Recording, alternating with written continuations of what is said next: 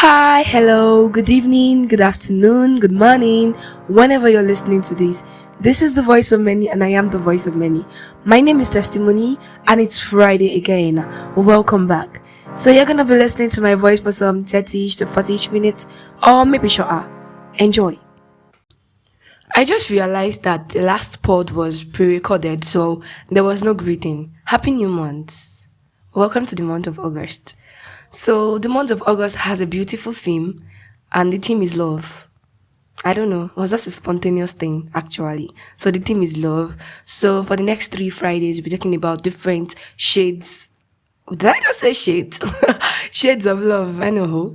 So this week we're talking about the 5 love language. Next week we are going to be talking about love letters to our future partner, Christian edition, of course. So I just want to say that I'll be sending an anonymous link. It might be attached to this pod, so you can just write your letter. It's anonymous, like I said, so we wouldn't know you wrote it. So just be you, be creative, be fun. Just write anything. We are gonna read it together. I just spilled the beans. I and the guest. That's going to be a surprise. I promise I will not say her name. Oh God, I said it. Anywho, so I and the guest next week, we're gonna be reading it out, and you have our comments. We share thoughts about what love letters look like, reminiscing and all of that. But today we're talking about the 5 love languages, and where I'm drawing my excerpt from is from the book 5 Love Languages by Gary Chapman. And trust me, I won't be able to do justice to the whole book or even the whole theme itself, love language, because I don't want to bore you out. It's not boring to people. I don't want it to be very long. So I'm just going to be touching some parts. No matter even how much I summarize, I'm not going to tell you the full details of how the book was written. So you really need to read the book. Yeah. So one thing Gary Chapman made sure of in his book was that there are 5 love languages. There may be a lot of dialects and methods. Languages have dialects. For example, we have Yoruba. Under Yoruba, we have Ijesha, Ondo, Egede, and the rest. So that's for Nigerians. Sorry if you're listening abroad. Because I realized I actually have listeners abroad. Hey God. I'm always relating my podcast to being a Nigerian. It's about lifestyle too. So I really hope you can blend in. So, but he made sure to say that there are just 5 love languages, different dialects and methods, but just 5 love languages. First, we're going to be talking about what is love itself. And Gary Chapman said love is an attitude with appropriate rather behavior. It's like saying that love is not a feeling. I've heard that word so many times, and it's become a part of me. Love is not a feeling. And he said love cannot grow out of reason, choice. It cannot grow out of reason. Like, it's not that tomorrow you're not saying, I have fallen out of love. The God kind of love, the kind of love that we're supposed to have, is not the kind of love that you fall out of. In fact, psychologically, it says that if you love someone and then you fall out of love with a person, it means that the love was conditional. I love you because of this. Do you get? So once this is not in the equation, I do not love you. That's what it is, and that is not even the definition of love. Love is a choice. It's intentional. It is something that you did while being rational. It's not that you just fell in love. In fact, the idea of falling in love, I think I read it somewhere, that is not. What was the word? The person said it's not. I'm trying to look for the right English now. Sorry, the right grammar. So it was like, it's not a real thing. Okay, let me just use that. It's not a real thing because you cannot fall in love. Falling in love implies that it was a mistake. It was something you just found out. Whereas love is actually intentional and something you did while thinking. You were conscious. I know you have these flaws. I know you are like this, but I choose to love you. That is exactly what love is. So, jumping into 5 love languages, because I see that we really want to listen to that. Okay, so 5 love languages. The first love language I'm talking about is word of affirmation. Word of affirmation. And I also want to remind us that there is something called in love, in quote rather, in love emotion. like you saying, is an euphoria.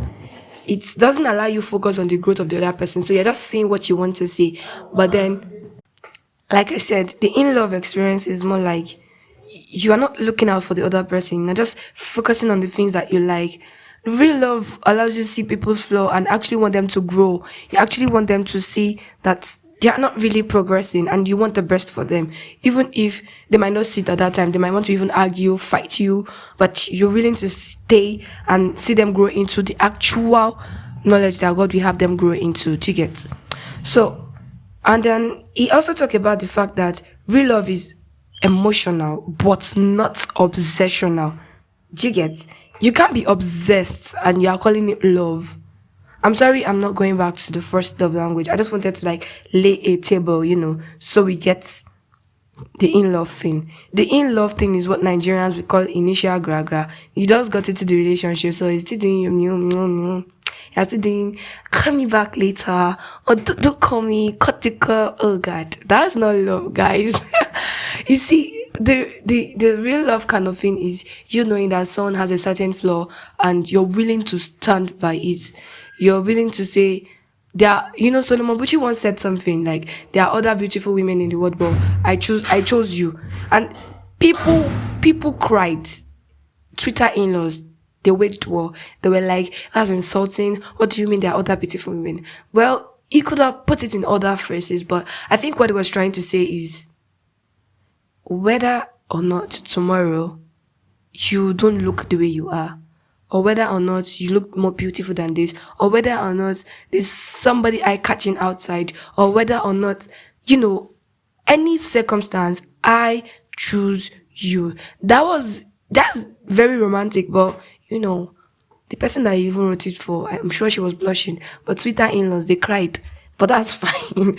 Anyways, the first love language I want to talk about is word of affirmation, like I said. It can also be written notes, like love notes, which is what we are doing next week. I can't wait to see your notes. Please, let's be creative. Write something. Don't keep me waiting. I really want to read a lot of romantic things. I know. Oh, okay. So, word of affirmation can be verbal compliment. It can be word of appreciation. It can be just you encouraging your partner. Like, instead of using the word you hurt me, you can just say, instead of you using the word rather I don't like what you did or something, you can just bring it to yourself and make them see that it happened to you. That's also word of affirmation. Like, what you said hurts my feelings.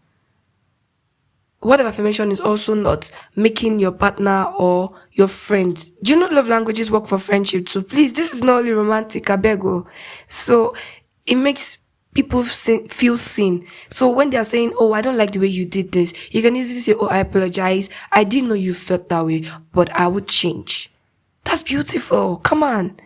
Okay, so it can be verbal compliment. It can be encouraging words. I know you can do this. I know it is something tough, but it's something you can do. That's word of affirmation. It is, I care about you. I am with you on this, even if it's not entirely my idea and you chose not to take my opinion, but I'm entirely in support of you. Sometimes our opinions really don't count in on some things, and you said something and your friend decides to do what they want to do. You just need to allow things be. Don't fight it. If God is in the equation for friendship and relationship, God might even make them still reason with you if it's something that it deals with the God factor. Like, I don't think that's what God will have you do. If it's not a minute thing, and then they'll come around. But fighting it is going to spoil a lot of things. Word of affirmation is kind words, humble words. When you're making a request from someone, you're saying, I would like you to please help me do this. Not, can't you help me do this? Tone matters a lot in word of affirmation, because some of us like this. I used to read meaning to words. I'm serious. Sometimes I feel like it's me being extra, but other times I just like, I don't know. I'm just like, why did you say it that way? I'm reading a book currently, the definitive, what's it called now? The definitive body language. It talks about facial expression and body language. And one of the things that caught my attention is the fact that the writer said communication is actually 7% out of 100 verbal, 42% more of body language, and other non-communicative factors like facial expression, tone, and all of that. So it matters. It's not a matter of maybe the person is just being extra. It actually matters. You can say I care about you squeezing your face. You think I feel cared for?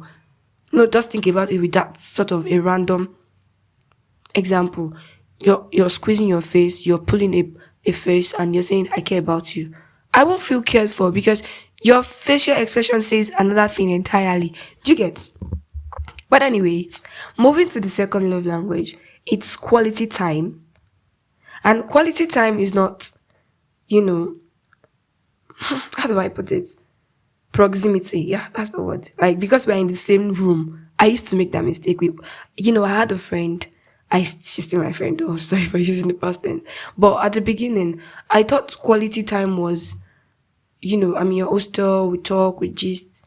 I did not realize that quality time was actually the act of being focused on one another, undivided attention, talking. You can be communicating. There is what we call comfortable silence. But quality time is not you pressing your phone and the other person is talking or watching a TV, clicking away on your phone. That's not quality time. Quality time is quality conversation.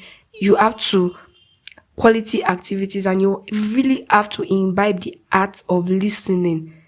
Art of listening is maintaining eye contact, full attention, adding of emotions and feelings like, oh, really? Wow. Even if the gist is boring, some of us, we like to tell tales. But shout out to my friends that are always there to listen to my tales.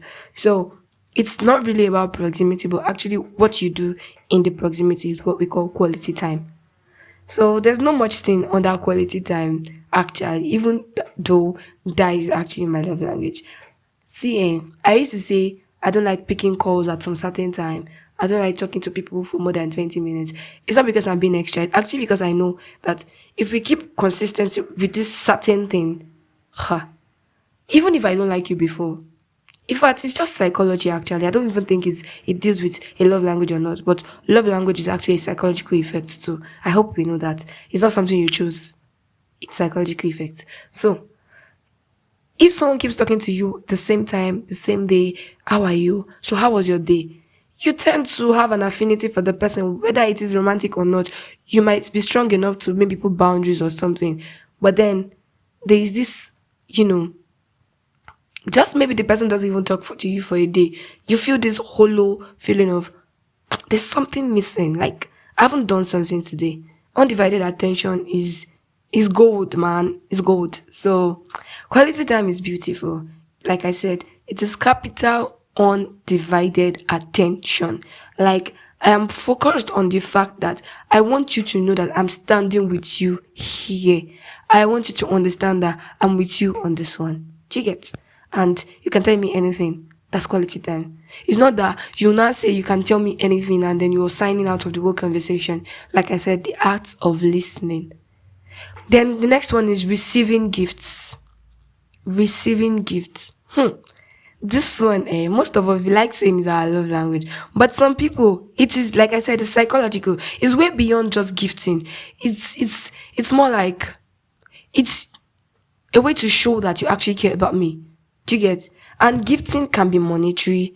It can be a little symbol of love. See, in fact, the gift itself is actually any symbol of love. I can buy you a pen as a symbol of love. Do you know that? I went out and I got you a pen. It means I was thinking about you and I felt like, oh, let me just get my friend a pen. Or, oh, let me just get my partner a pen. It's not about expensive stores. It can come in all shapes, size, color, perspective. It can be bought. It can be found. It can be self-made. People go on vacations, tours, travels, and all of that, and they bring souvenir from the country. For example, seashell from the seaside. It's a gift. Do you get? So a gift is not I bought you 100,000 naira something. It's the thoughts that count. Exactly. That was the word. Thank you. The thoughts count. Like you getting something and making the other person feel like, oh, this person was actually thinking of me while buying this. and you can also tailor it to the person's need. For example, I think there was a time someone wanted to get me something, and he specifically asked and said, "Oh, what do you want me to get you?" I was like, "Oh, I want a journal." I specifically said I want a journal. So when he brought it, it was not a surprise. But till tomorrow, I'm using the journal. It's been a year already. It still feels like a gift to me because I'm like, oh wow, he actually got that journal, like journal. Thank you. I like writing, so that's a very good gift. Thank you so much. So it's like, oh, this person actually remembered the conversation and he got this. So like I said, gifting is the thoughts that count. And there's also gifts of self, like your presence is can be entwined here with quality time. But now it is not about the activities now. It's about actually the proximity here. So proximity under the love language receiving of gifts is like, I'm not saying anything, but I want you to know that I did your back. That kind of thing. Like, okay, you're going for a presentation or you are in labor for a lady and I show up and say, I'm staying in the hospital with you, or you're getting married and I come around. My presence, it's a gift. I could be doing any other thing, I want you to know that, when people say people don't owe you anything, that word is both right and wrong. Right in the sense that you cannot lay expectations on people you're not. Even friends, there's some expectations you can only lay on God so as not to get disappointed. And then the other bad part is the fact that you actually owe people honesty, you owe people respect, you owe people honor. So don't go be rude to people and say, I don't owe you anything. My dear, you owe people explanation self if you mess up. Yeah? So that's that. So there can be a gift of self showing up for you. It's non-verbal solidarity, I tell you. Like, I know how you feel. I don't know how to express. Maybe someone dies and I don't know how to, express your sorrows or anything, but I just want you to know I'm here. That's a gift. And then the next one is act of service. I used to think that act of service was in quotes like, what's this act of service about? But then after reading this book, I saw things from different perspective because I didn't realize that my dad's love language is actually act of service. Now, here's the story. First off, I want you to know that act of service, little things matter. In love, exactly, in the whole criteria of love, little things matter. There's nothing like big, there's nothing like too small, there's nothing like too big. So, act of service is you like indirectly or directly doing something you think your partner loves. You feel like, oh, I want you to know that I can do this for you. For example, I don't like cooking. I like cooking. Well, I don't know if I like cooking. That's true. I don't ever. No, I won't do that. Let's not divert. So I don't know if I like cooking, but let's say I don't like cooking and I get married and I tell my partner, I really don't like cooking, but because I don't want any of us to starve. So maybe sometimes you can cook if you want to, but I'll make sure that there's food on the table anytime, something like that. And then maybe one day I'm not around, coming in late, or I'm even indoor and it's like, I know you don't like cooking, just can sit and let me cook for you. That is act of service. Do you get? Knowing that the person doesn't even like doing that thing, but you can help the person do it. So when you see people complain about areas like they're like, oh, you don't talk to me, it means that that is the area where they feel less love or less seen. So when the person is saying, you don't really do this, you don't really do that, the person might really be a act of service love language to person. So the person is like, why is he not doing this? I thought men were supposed to do this one. You're not doing this. You no longer come to my working place. You no longer show up. Wherever area the complaints target the most, that's where they feel less love, and it might be a pointer to the person's love language. So that's how to actually get a person's love language. So now I discovered my dad likes action more than words. He's not a kind of person that wants to hear, oh, daddy, you're doing well. Even from my mom, like, oh, ekushesa or something. He likes when, so like I was saying, he likes when he says something. Oh, sorry, you might hear a little bit of noise underneath. Looks like my flatmates are back. Oh God, recording without a studio is hectic. So I apologize for any noise you're gonna be hearing. So, I hope I'm able to edit them out, and if not, I'm so sorry. So, Like I was saying, he likes it when you just intentionally do things. I think one day he was saying all his clothes in his wardrobe was rumpled, and then I went ahead to straighten them out, iron them, fold them, and all of that. He was so glad. He didn't say it, but it was obvious that he liked it.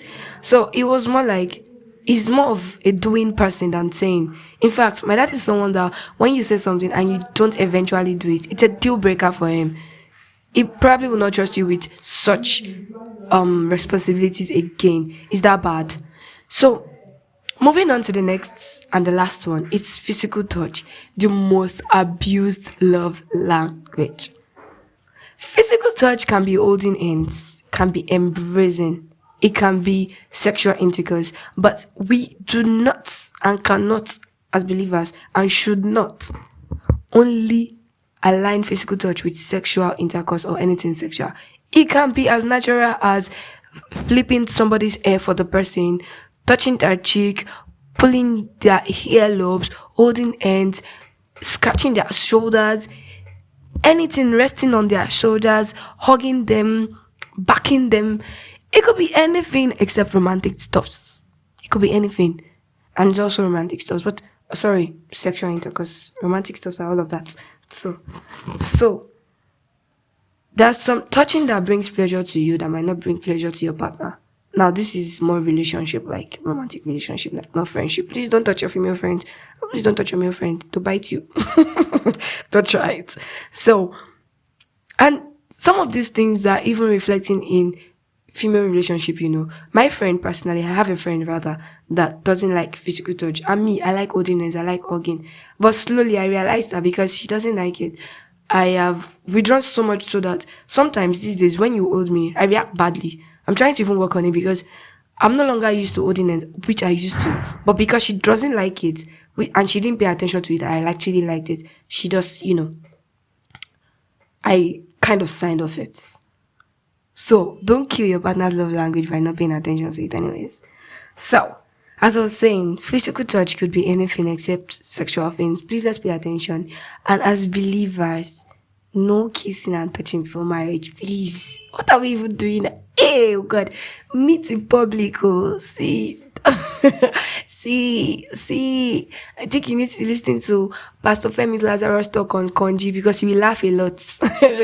You will have a good laugh. Meet in public. Oh. Don't go and form hard girl, hard boy, tongue speaking. Okay. You don't play. Okay. So, like I was saying, physical touch could be anything, could be holding of your hand. And it's easy to notice physical touch. People that are always like koala bears, always gumming bodies, you know them. It's just easy to pick on them. You know those ones that actually like physical touch. But that's by the way about the 5 love languages. I hope you're able to learn something. If you've not read the book, please read the book. Love Language, the 5 Love Language by Gary Chapman, Gary Chapman, as in Chapman drink.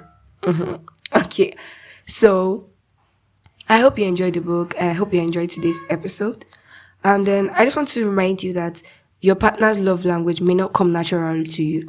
Maybe because it's not your kind of love language, you're not used to communication. Quality time might seem difficult for you to get. But we all know that true love is sacrificial. So you need to learn your partner's love language, your friend's love language, unless you're going to mar a beautiful thing because you cannot school yourself. So that's that about that. Also, be reminded that the link for the anonymous love letter will be posted with this podcast or on a broadcast. Please watch out and write something cute. I look forward to reading a lot of love letters. Please don't fall my hand. So if you're listening for the first time, do well to listen to other episodes. You're going to enjoy them, trust me. And that's it for today. This is Testimony signing out. Bye.